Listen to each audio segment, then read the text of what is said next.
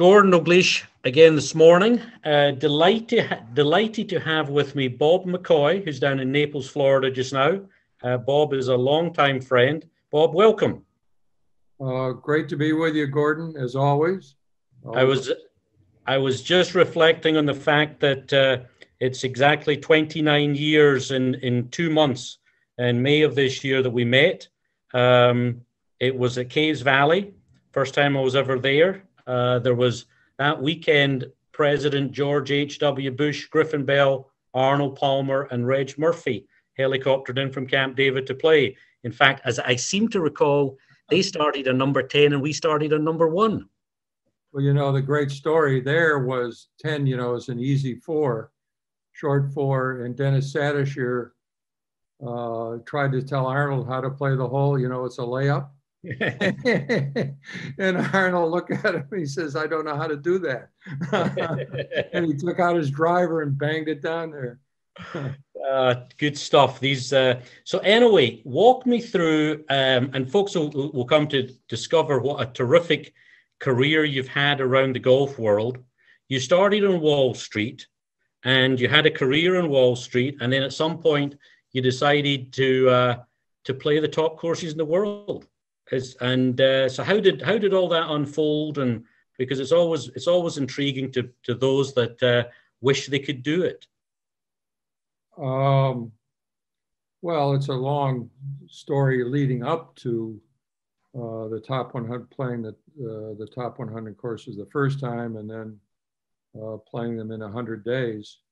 But getting into golf, I didn't do it until after I got out of college.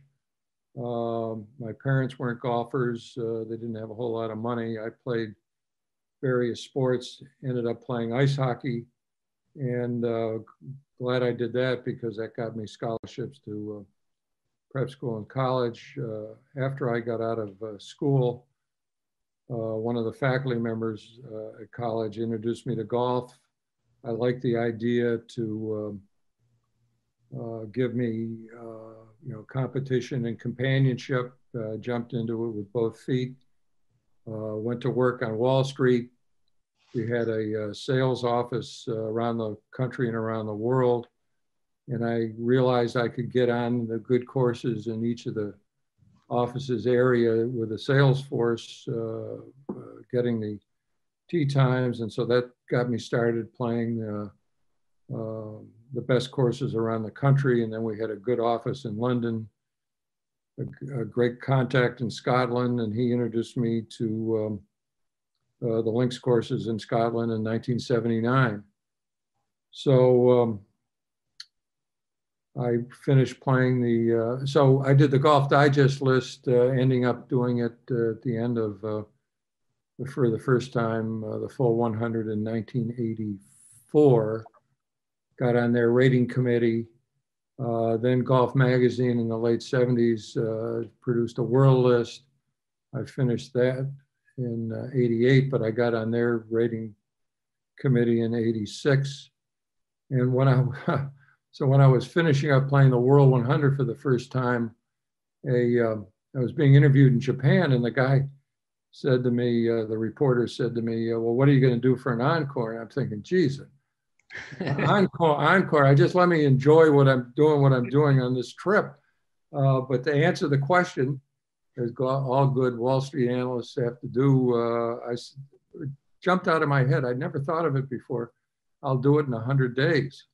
He wrote it down and published it. And then I started looking at the list, and I said, this is doable because there's so many of the courses are close together, and you could do double headers. So anyways, I like to plan trips, and I like the idea of the challenge. So in 1996, I started planning to do the trip in 97. I got some magnetic boards, put them together, came up with my ideal schedule, and then I called you, and I said, find me flights that like A to B to C, and you were terrific as always, and you gave me, and it was amazing how the flights fit perfectly together. It was just really great. So we bought a round the world ticket, and off we went.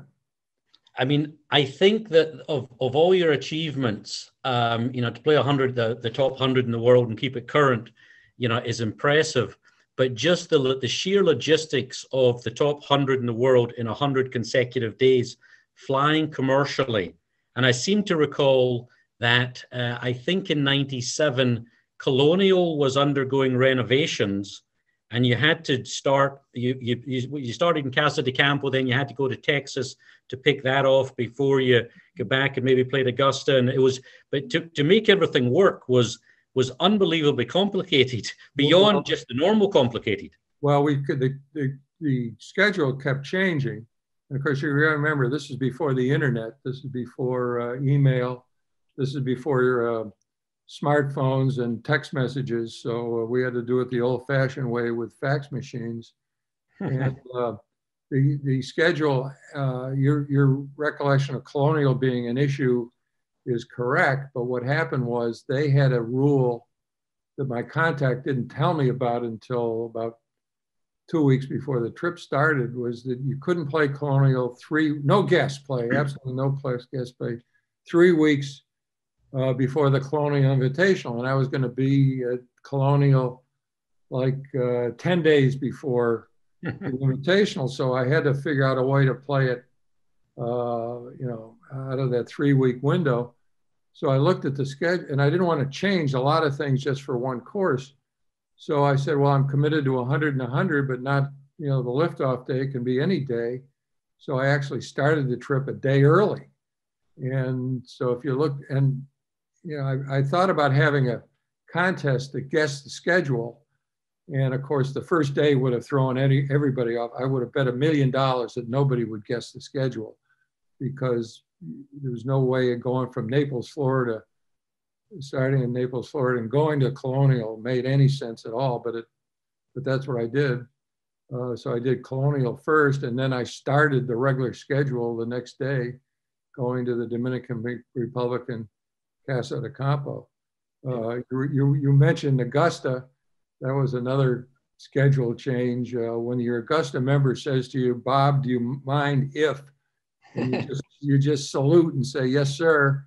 And it turned out he was going to Europe. He wanted to play Augusta a day earlier than we had planned. We were in Hilton Head Island on a Sunday. I played Harbour Town. I was going to play Long Cove on Monday, but instead we played Harbour Town Sunday morning, Long Cove Sunday afternoon, and then drove to Augusta.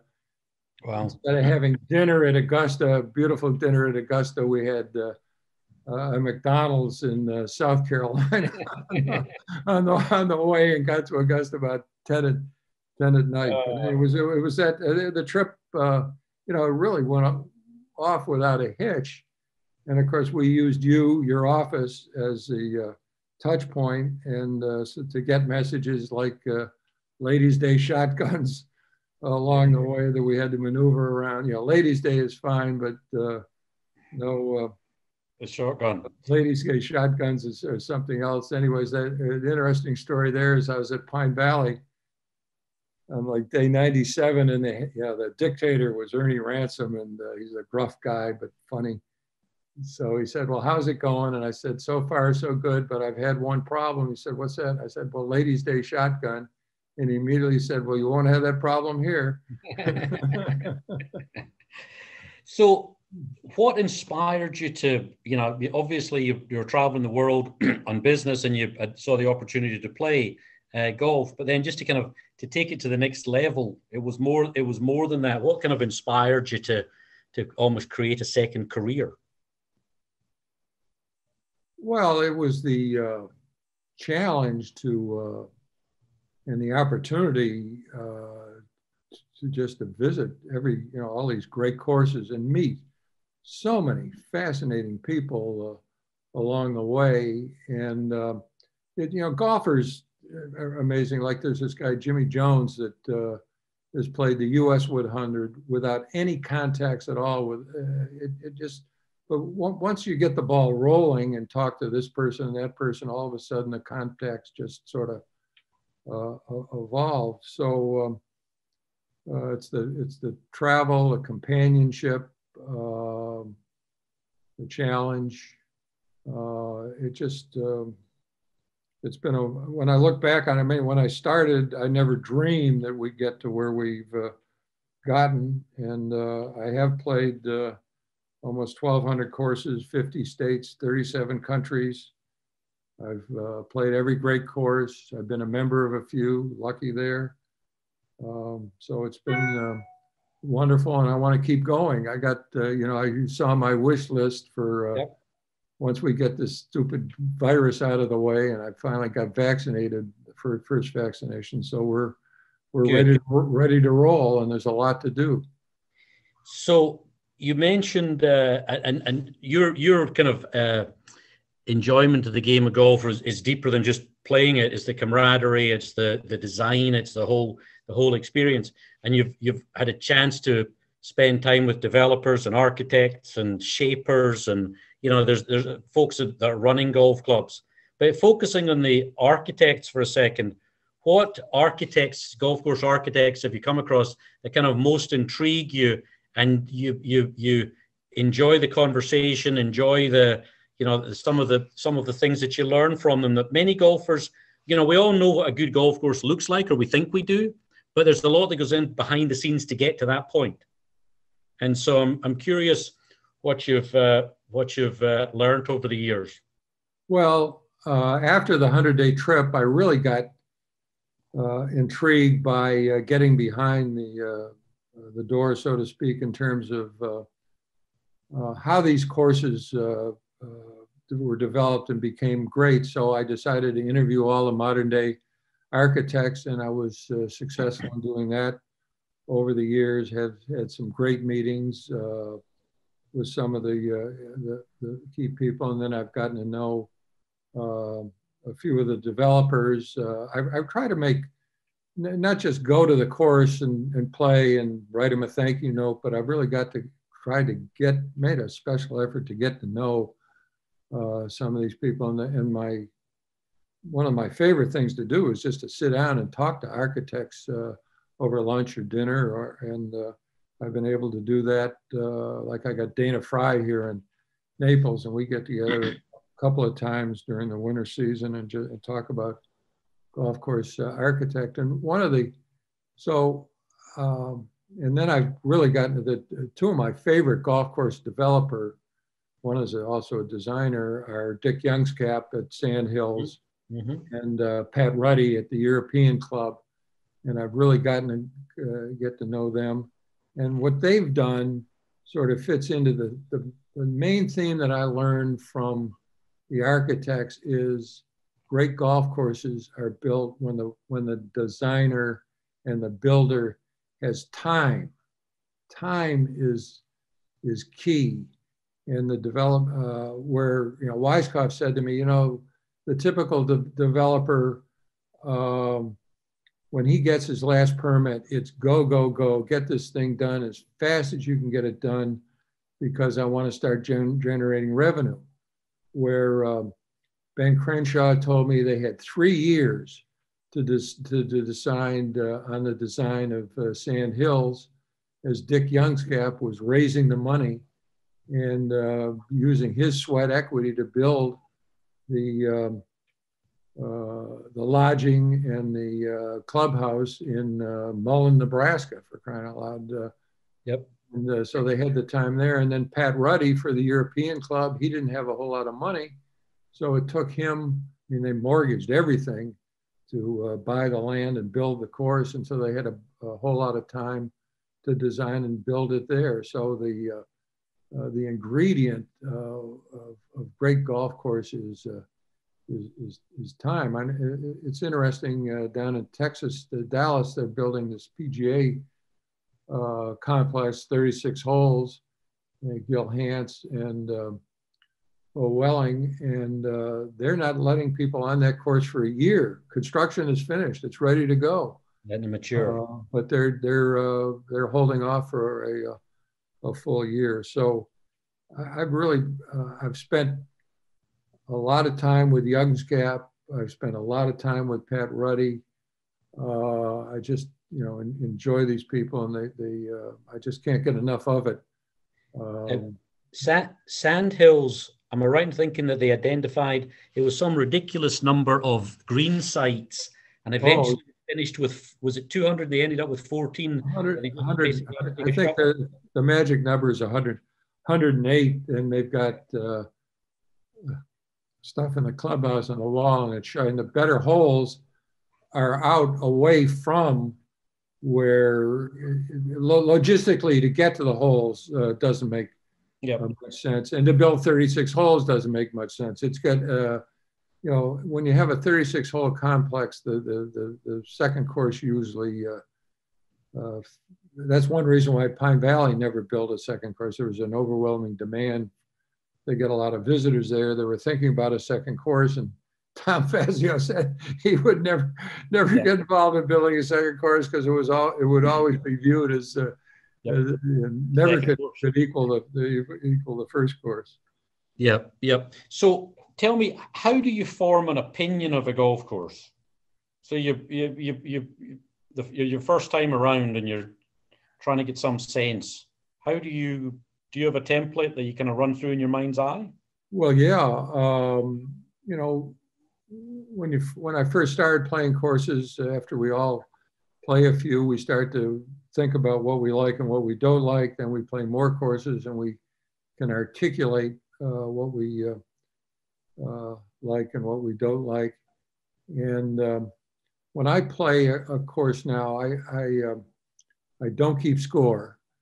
I write it down, a lot of notes. I try to concentrate as much as possible on the architectural features. I try to pick up trends. I'm really into rhythm and variety. On the good courses, the great courses, the architect grabs your attention right away, and you just sort of float along, and you go from one hole to the other, and it's one great experience after another. It all fits together. Nothing is out of place. It's memorable. It's challenging. If you hit a good shot, you're rewarded. If you hit a mediocre shot, you're penalized. If you hit a bad shot, you're killed. And you usually know from the design aspect as to why the good shot was rewarded and the bad shot was killed. Memorability is important. Conditioning is much less important for me. The only thing that, the greens have to be in reasonably good shape, reasonably true.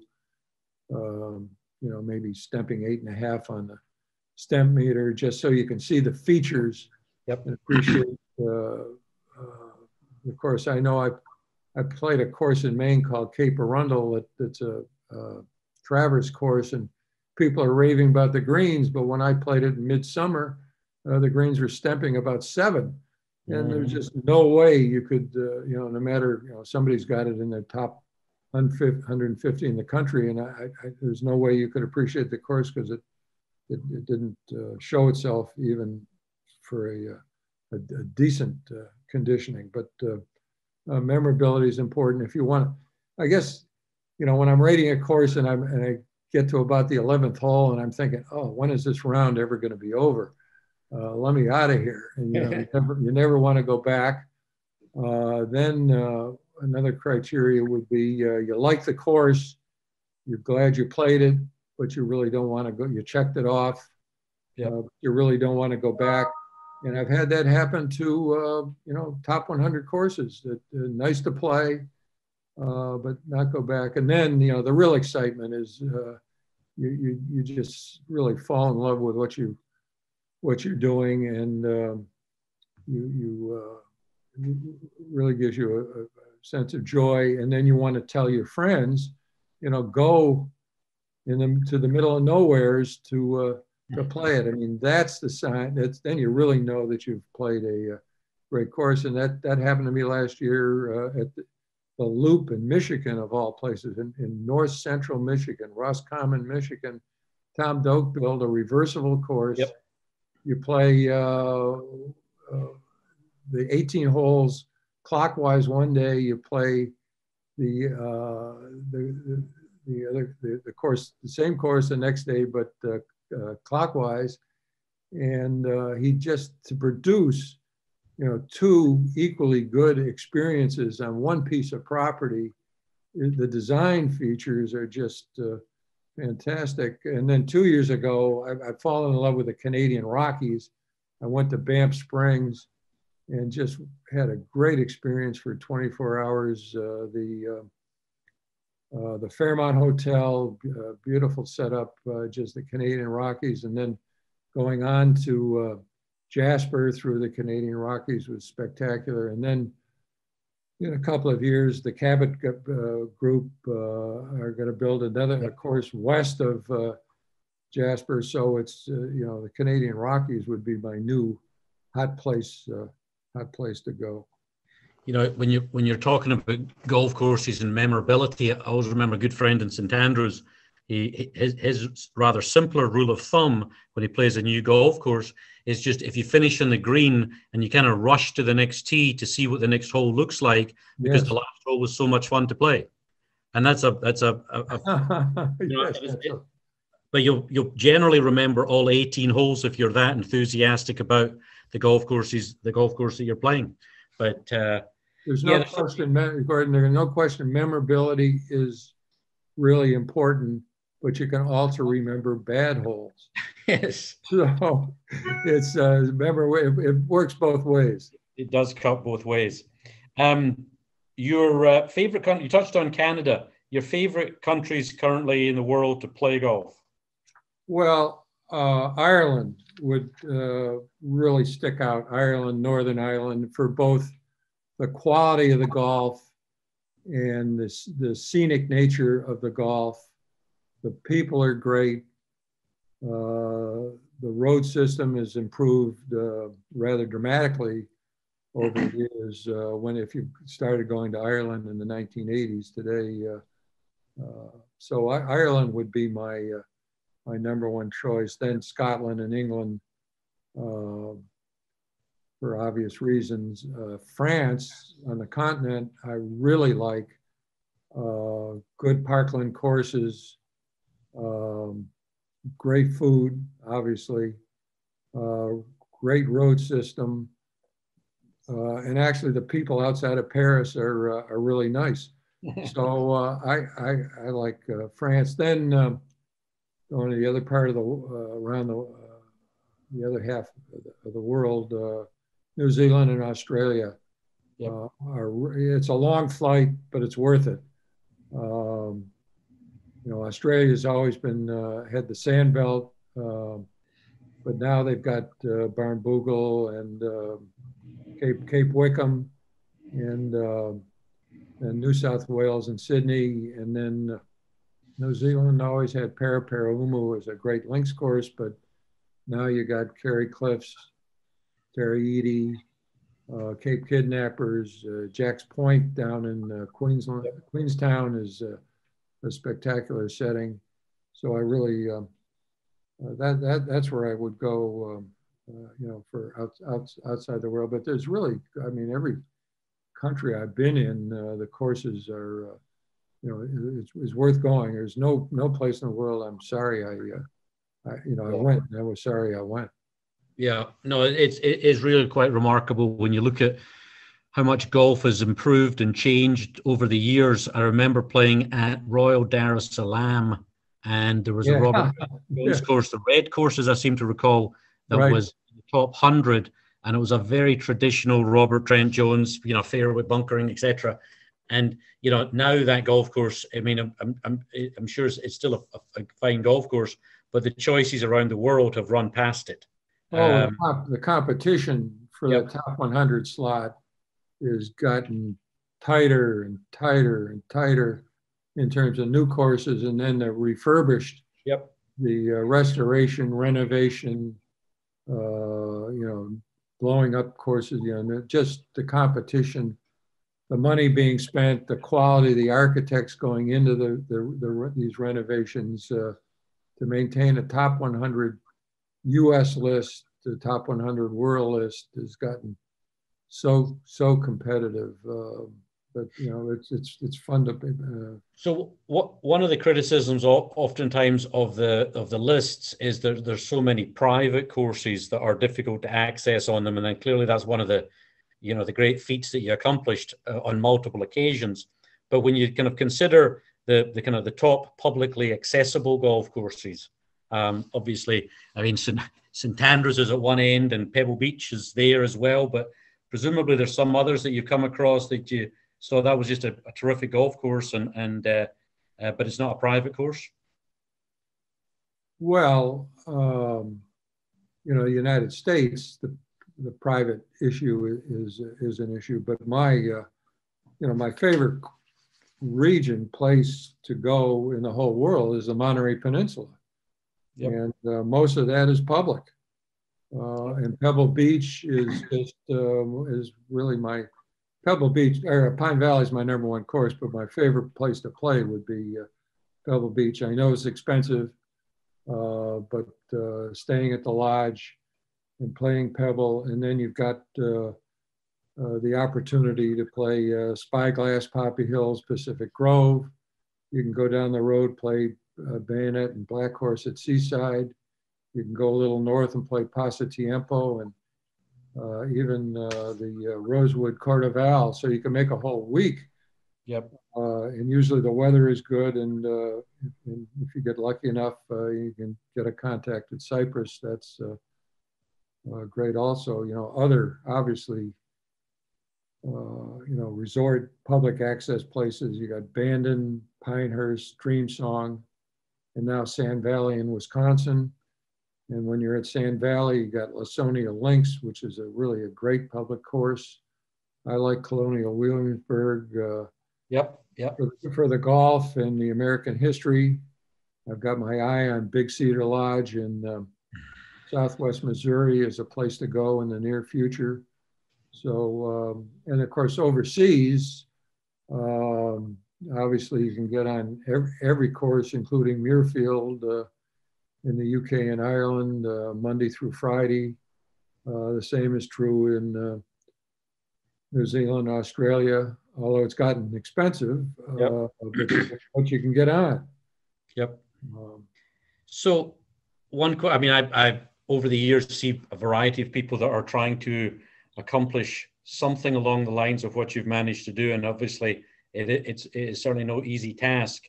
And I'm sure that you've been asked this question any number of times by folks that are trying to do it.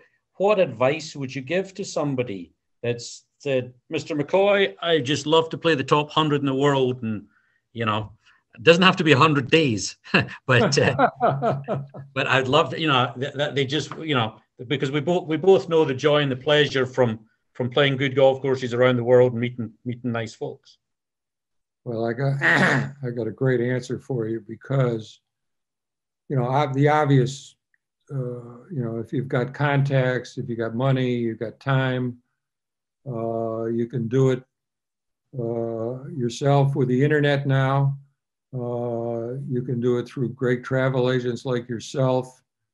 And as I say, contacts build on themselves, so you can start small and work up. But there's two ways of looking at this thing. If you want to play a lot of the top 100 just to play really good courses, you can do that. Or if you want the goal, the holy grail, to play do the whole 100 bit, you got to get Augusta National.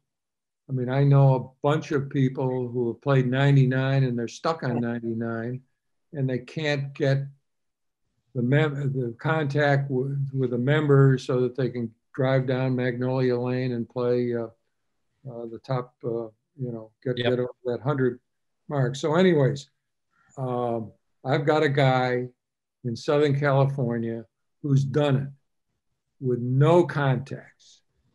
He's, in his mid 40s, plays at a nondescript course in Southern California, 10 handicap, has a family, has a full-time job with only 3 weeks of vacation, and he decided to play the US 100. And so he figured out Augusta was key. So he found out that Augusta had, if you work as a volunteer for the Masters, they get to play the course in early May, just before the course closes. So he writes to Augusta. They say, well, volunteer slots are full, 5-year waiting list or more. So then he got on the internet, and he somehow found the list of the head person for every one of the 8 or 9 volunteer committees. And he got there, and it had their email address. So he sends them an email address. And lo and behold, 3 of the 8 responded. 1 of the 8 said, yeah, we'll take it right away. Wow. So he got on the first year, and he got on Augusta National. So it can be done. Yeah. Without a whole lot of money, without a whole lot of time, with a lot of perseverance, a lot of imagination, being a good guy. So it's doable. Bob, that really is an interesting story about your Augusta National, and it's just one that kind of, I think, summarizes it, is tenacity. Well, as you know, Augusta is the toughest ticket in golf, yep, bar none, for all sorts of reasons. And I mean, we could go into those reasons, but it's you know, when people say, what's the most exclusive club in the world, and I remember some people from England telling me, oh, well, Swinley Forest is the most I said Augusta National. They said, oh, no, Swinley Forest. It turned out they were members, and I'm thinking, well, if they could be members, it can't be that exclusive. But, anyways. Well, Bob, thank you so much for your time. I hope that what I'd like to do is to be able to link to the 1997 trip, and so that and if you've got that, just so people can see the flow of the trip. What I forgot to mention is, you know, I do 2 things. I write every year. I write a golf letter, as you know, called The Odyssey, and I've got a website. It's called thegolfodyssey.net. It used to be .com, but somebody stole my domain name, so now it's thegolfodyssey.net. And also, there's a posting, about 65 pages of the top 100 trip. So people can get into that also. We shall put a link up for that. And it really is worthy of a read. Well, the fact that it's 23 or 24 years ago shouldn't matter. The fact that you did it, and you have managed to create such a great enjoyment for yourself and others by traveling and playing golf. Gordon, I should say that I've heard of nobody that has done it or tried to do it in 100 days or less. Of course, I created the ground rules on that. You had to start from your own house the first day. You had to fly commercially, no private jets, and you have to walk all 1,800 holes. So those are the ground rules. Well, it was a terrific achievement then, and it continues to be. And Bob, thank you so much for your time today. Always lovely to be with you and hear of your travels. And hopefully 2021 is a year that you can resume some of your international travels. Absolutely. Can't wait, Gordon. And thanks for everything. Thanks for your friendship and everything associated with that. My pleasure, Bob. Take care now. Cheers. Bye. Bye.